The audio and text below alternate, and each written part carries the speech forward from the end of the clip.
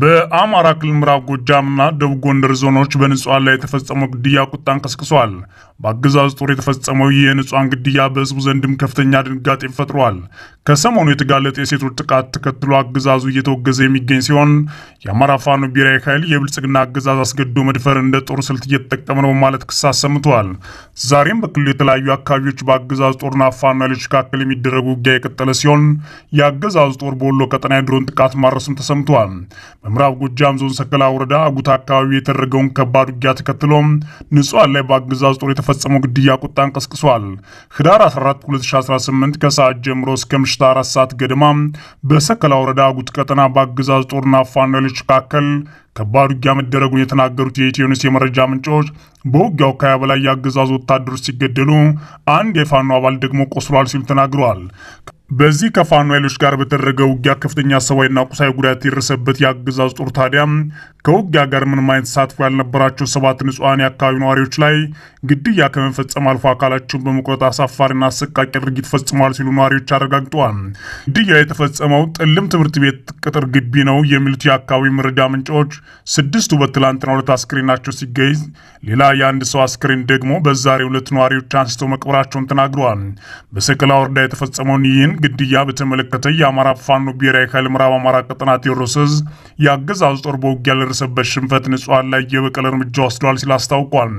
ህዳር 14 2018 ዓ.ም ከሰከላ ግሻ አባይ ከተማና ከቡሬ በሁለት አቅጣጫ በሌሊቱ በመንቀሳቀስ አጉት አካባቢ በፋኖ ላይ ከበባ ለመፈጸም ሞክሮ ራሱን ለማፈን መልሶ በፋኖ ኃይሎች ከበባ ውስጥ ገብቶ ከፍተኛ ኪሳራ ደርሶበታል ሲል ነው አፋባ ቴዎድሮስ ያስታወቀው።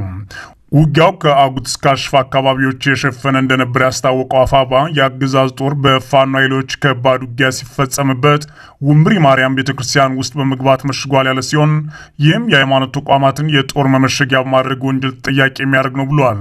በቀጠና የአገዛዝ ጦር በንጹሃን ላይ የፈጸመውን ግድያ በአካባቢው ማህበረሰብ ላይ ቁጣን ቀስቅሷል የተባለው።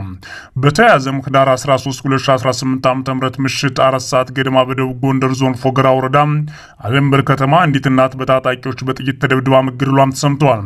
ወይዘሮ አበበች ወንዲፍራ የተባለች እናት ታጣቂዎች ታዳጊ ሴት ልጃቸውን ይዘው እንሄዳለን ማለታቸውን ተከትሎ ልጄን አልሰጥም በማለቷ በግፍ ተገድላለች ሲሉ ነው የከተማው ነዋሪዎች የተናገሩት። ታጣቂዎቹ ወይዘሮ አበበች ወንዲፍራውን ከገደሉ በኋላ 17 ዓመት ታዳጊ ሴት ልጃቸውን ወስደው ነዋሪዎች ታዳጊዋ ራሷን ስታ እንዳገኟት ነው የተሰማው። ወይዘሮ አበበች ባለምበር ከተማ በላቧ ሰርታ የምትተዳደርና በብዙዎች ዘንድም የምትታወቅ ነበረች የሚሉት የኢትዮኒውስ የመረጃ ምንጮች ግድያውን ተከትሎ በገዳዮች ላይ እርምጃ እንዲወሰድ ነዋሪዎች ድምጻቸውን እያሰሙ እንደሚገኙ ታውቋል። በሌላ በኩል በወሎ ቀጠና ደላንታ ወረዳ ፀሐይ መውጫ አካባቢ እንዲሁም በሰሜን ወሎ ዞን ላስታ ቀጠና ድብኮ ከተማ ዙሪያ በተደረጉ ውጊያዎች በርካታ ያገዛዙ ወታደሮች የሞትና የአካል ጉዳት ደርሶባቸዋል ሲል የአማራ ፋኖ ብሔራዊ ኃይል ምስራቅ አማራ ቀጠና ምኒልክ ዕዝ ነው ያስታወቀው።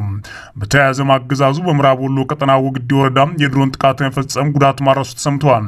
ህዳር 14 2018 ዓ.ም ወግዲ ወረዳ አብዩ ጎርባ የተባለች አነስተኛ ከተማ ነው በአንድ ግለሰብ መኖሪያ ቤት ላይ የድሮን ጥቃቱ በአገዛዙ ጦር የተፈጸመው። የድሮን ጥቃቱ ትናንት ከቀኑ 8 ሰዓት አካባቢ መፈጸሙን የተናገሩት የመረጃ ምንጮች በጥቃቱ የግለሰብ መኖሪያ ቤት ሲወድም በሰው ሕይወት ላይ ግን የደረሰ ጉዳት የለም ተብሏል። ጥቃቱ በተፈጸመበት ወቅት ነዋሪዎቹ ቤታቸው ስላልነበሩ በሰዎች ላይ ጉዳት አልደረሰም ነው የሚሉት የመረጃ ምንጮቻችን። በክልሉ ጎንደር ዞን በቆላ ወግራ ወረዳ ዳግም በዛሬው ዕለት ውጊያ ገርሽቷል ሲሉም የፋኖ የመረጃ ምንጮች ለኢትዮኒውስ ተናግረዋል። በአካባቢው ሳምንት ከዘለቀ ተከታታይ ውጊያ በኋላ ቆሞ የነበረው የአጅር ጃኖራ ቀጠና ውጊያ ዛሬ ከማለዳው ጀምሮ እንደገና ገርሽቷል የተባለው አጅር የከተማ ሰፍሮ የሚገኘው የአገዛዝ ጦር ፋኖ ኃይሎች ገባ ተፈጽሞበታል በሚል ከተማ ዙሪያ ወዳሉ አካባቢዎች የከባድ መሳሪያ ተኩስ መከፈቱን ተከትሎ ነው ውጊያ የተቀሰቀሰው ሲሉም የፋኖ የመረጃ ምንጮች ነግረውናል። በሌላ በኩል የአማራ ፋኖ ብሔራዊ ኃይል የብልጽግና አገዛዝ አስገድዶ መድፈርን ወይም ጾታዊ ጥቃት እንደ ጦር ስልት እየተጠቀመ ነው ሲል አስታውቋል። የአፋባ ማዕከላዊ ኮማንድ በዛሬው ዕለት በሰጠው መግለጫ የብልጽግና አገዛዝ ዓለም አቀፍ የጦር ህግጋትን በመጣስ በተለይም ተፋላሚ ኃይሎች ሲቪሊያንን ከጥቃት የመጠበቅ ግዴታቸውን እንዲወጡ የሚያስገድደውን መሰረታዊ ህግ በመቃረንና ሁሉንም የጥፋት ስልቶች በመተግበር በአማራ ህዝብ ላይ ሁለንተና የጦር ስልትን በመተግበር ላይ ይገኛል ሲል ከሷል። አብይ አህመድ ያሰማራው ሰራዊት ያልተጣጠቀ ህዝብን በጅምላ ጨራሽ መሳሪያዎች በመጨፍጨፍ የሰላማዊ ነዋሪዎችን ንብረት በዝረፍ እናቶችና ህጻናትን በጅምላና በተናጥል አስገድዶ መድፈር፣ የሚደፈሩት ሴቶችን ገላ መቆራረጥ፣ ባለትዳር ሴቶችን በመድፈር ማህበራዊና ስነልቦናዊ ቀውስን መፍጠር እንዲሁም ሌሎች የሽብር ተግባራትን የሚፈጽም ነው ብሏል። አፋባ በመግለጫው የአገዛዝ ጦርኝን የጦር ወንጀሎች መፈጸም መለያ ባህሪው ወደ መሆን ተሸጋግሯል ያለው የአፋባ ማዕከላዊ ኮማንድ ጦሩ ህዝብን የማጥቃት ዘዴ አድርጎ የሚፈጽመው ወንጀል በአይነትን በብዛትም በሽፋንም እየጨመረ ነው ሲል አስታውቋል። ከሰሞኑ ቢቢሲ በክልሉ እየተፈጸመ ያለውን አስገድዶ መድፈር በተመለከተ የሰራውን የምርመራ ዘገባ በዋቢነት የጠቀሰው አፋባ ይህ ግን ውቅያኖስን በጭልፋ እንደማለት ነው በሚል ከተዘገበው በላይ እየተፈጸመ ነው ሲል ጠቅሷል። የአማራ ፋኖ ብሔራዊ ኃይል ባደረገው የዳሰሳ ጥናት መሰረት ያለማቋረጥ በቀጠለው ጦርነት በአማራ ክልል የሰፈረው የብልጽግና አገዛዝ ሰራዊት ከ100 ሺህ የሚልቁ እናቶችንና ታዳጊዎችን በጅምላና በተናጠል መድፈሩን አረጋግጠናል ብለዋል። አፋባ በመግለጫው ዓለም አቀፍ ማህበረሰብ መላው ኢትዮጵያና የአማራ ህዝብ ይህንን የብልጽግና የወንጀል ተግባር ታግሎ የማያስቆመው ከሆነ የበለጠ አጠናክሮ ይቀጥልበታል ብሏል። ስለሆነም ዓለም አቀፍ ማህበረሰብ ግብረሰናይና የሰብአዊ ጥበቃ ተቋማት መላው ኢትዮጵያውያንና የሚዲያ ተቋማት ይህን ድርጊት ለማስቆም እንዲረባረቡ የአማራ ፋኖ ብሔራዊ ኃይል ኮማንድ ጥሪ አቅርቧል። ብልጽግና አቶ ታዬ ደንደዓ ላይ 3 አዳዲስ ክሶችን ማቅረቡ ተሰማ። የአብይ አህመድ የግል እስረኛ ናቸው የሚባሉት ፖለቲከኛው አቶ ታዬ ደንደዓ የፋኖ ኃይሎችና የኦሮሞ ነጻነት ጦርን በመደገፍ እንዲሁም የሰሜን ዕዝን ጥቃት በተመለከተ ነው አዲስ ክስ የተመሰረተባቸው። በስር ላይ የሚገኙት የቀድሞ የሰላም ሚኒስትር ዴታና የጨፌ ኦሮሚያ አባል አቶ ታዬ ደንደዓ ላይ አቃቢ ሕግ 3 አዳዲስ ክሶችን ማቅረቡን የሕግ ጠበቃቸው አቶ አበራ ንጉስ ለሚዲያዎች ተናግረዋል። አቶ ታዬ በባለፈው ቀጠሯቸው ከዚህ ቀደም ከተከሰሱበት 3 ክሶች ውስጥ በሁለቱ ነጻ መባላቸው የሚታወስ ሲሆን በሕገ ወጥ መንገድ የጦር መሳሪያ ይዞ በመገኘት በሚለው 3ኛ ክስ ጥፋተኛ ናቸው ተብሎ የቅጣት አስተያየት በአቃቢ ሕግና በአቶ ታዬ እንዲቀርብ ለዛሬ ህዳር 15 2018 ዓ.ም ተለዋጭ ቀጠሮ ሰጥቷቸው ነበር። ሆኖም ዛሬ የአገዛዙ አቃቢ ሕግና ሌሎች 3 ክሶችን ይዞ ቀርቧል ብለዋል አቶ አበራ ንጉስ።